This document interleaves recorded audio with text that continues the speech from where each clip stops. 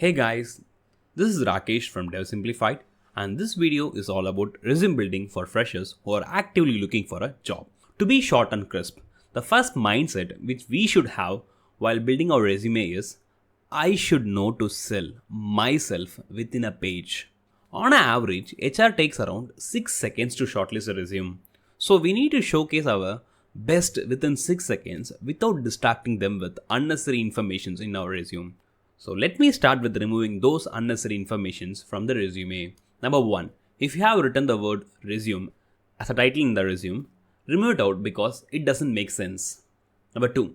If you have a career objective more than 2 lines, please remove it because no one is going to be interested to read it out, even including you. Number 3. Education qualification. Just the name of the board examination, year of passed out and percentage is enough to show your consistency and throughout overall percentage to HR. So please remove your school names. Next, coming towards topic like personal skills, strength, hobbies, you need to remove these informations from your resume, particularly for freshers because these info are a part of your tell about yourself. Coming towards personal information, number 5. By seeing father's or mother's name, no one is going to give you a job, so remove it. Number 6. Date of birth. Interview is not going to do anything with your birthday, so remove it. Then comes number 7. Gender. By seeing you and your name, they will know your gender unless the name is little fishy to guess. So that is also not needed. And then comes marital status, not matter. Then comes number 9. Nationality.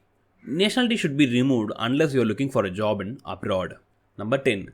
Languages. Typically, people used to specify their native languages, but IT industry runs only with English as a communication language. You don't need to specify that unless you're looking for a voice process opening in native languages. Number 11. Some people have a habit of placing the PAN number, passport number and other numbers which are not necessary for evaluating you in the interview. So that is also not needed. Number 12. Address of your residence. No one is going to courier. Even your offer letter will be emailed. So address of your residence is also not needed. We could see the personal informations are not at all needed for professional resume, right?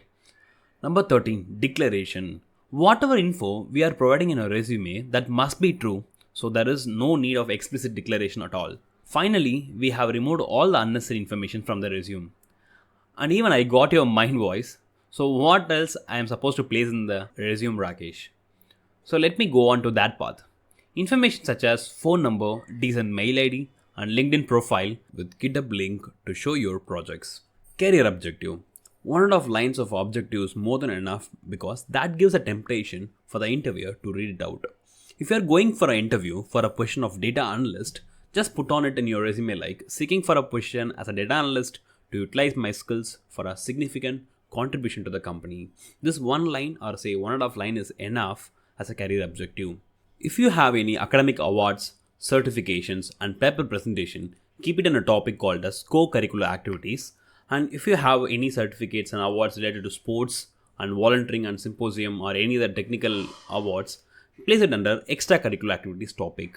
If you have done any projects, place a project title under the topic project summary and illustrate 6 to 10 points about your project problem statement, how to overcome the problem, and the solution which you have proposed.